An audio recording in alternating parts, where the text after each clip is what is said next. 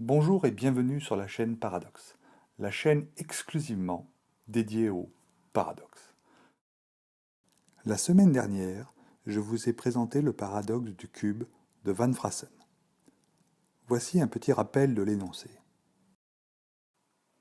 Une usine d'outils de précision produit des cubes de fer avec une longueur d'arête inférieure ou égale à 2 cm.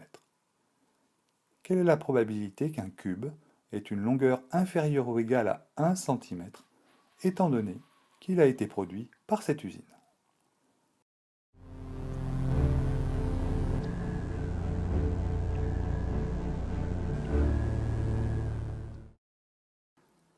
Ce qui est essentiel dans l'application du principe d'indifférence au problème du cube est de bien identifier les informations données dans l'énoncé.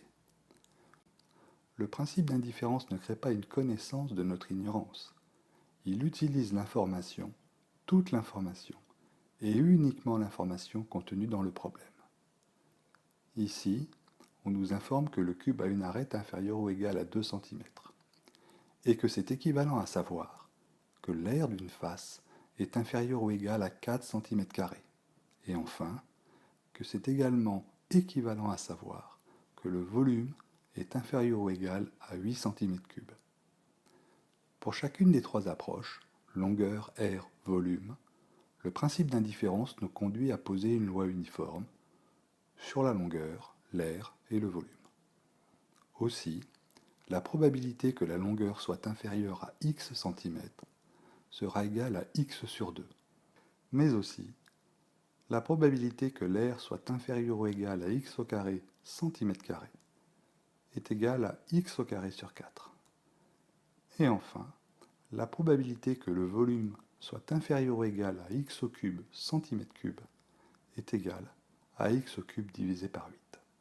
Ce même principe d'indifférence nous conduit à poser l'équiprobabilité des trois approches. Aussi, la probabilité de P1 est égale à la probabilité de P2 est égale à la probabilité de P3 est égale à 1 tiers. En effet, il n'existe aucune raison de privilégier l'une d'entre elles. Enfin, la loi de probabilité sur le cube doit être invariante aux unités. On en déduit alors directement que la probabilité recherchée est égale à x divisé par 6 plus x au carré divisé par 12 plus x au cube divisé par 24.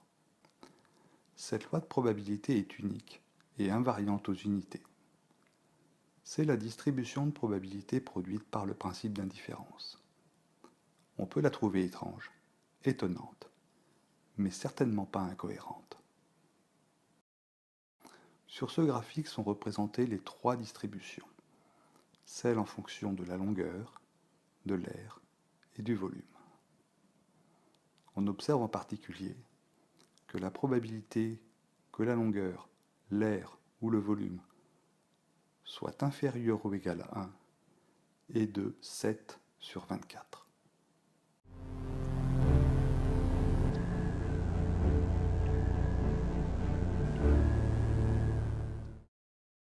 Pour le paradoxe du jour, je vais poursuivre sur le principe d'indifférence. Il s'agit du paradoxe des bancs publics. Comme pour beaucoup de paradoxes, il est difficile de savoir qui en est à l'origine. Personnellement, je l'ai trouvé par hasard sur une feuille d'exercice mise sur le web. Dans un parc, il y a 3 bancs à 2 places. Marc et Sophie vont s'asseoir au hasard. Quelle est la probabilité qu'ils se retrouvent sur le même banc? Il y a 3 bancs, et donc la probabilité que Marc et Sophie se retrouvent sur le même banc est de 1 sur 3. Mais il y a 6 places, et donc la probabilité que Marc et Sophie se retrouvent sur le même banc est de 1 sur 5. Alors, 1 tiers ou 1 sur 5? Bien sûr, il semble ici que le mot hasard puisse avoir deux sens. Si Marc et Sophie choisissent un banc au hasard, alors la probabilité de se retrouver sur le même banc est de 1 tiers. Mais si Marc et Sophie choisissent une place au hasard, alors la probabilité de choisir les deux places d'un même banc est de 1 sur 5. Les deux réponses semblent raisonnables. Et sans connaissance du processus de choix au hasard, il semble impossible de décider entre les deux probabilités. Comment appliquer le principe d'indifférence dans ce cas? Là est la question.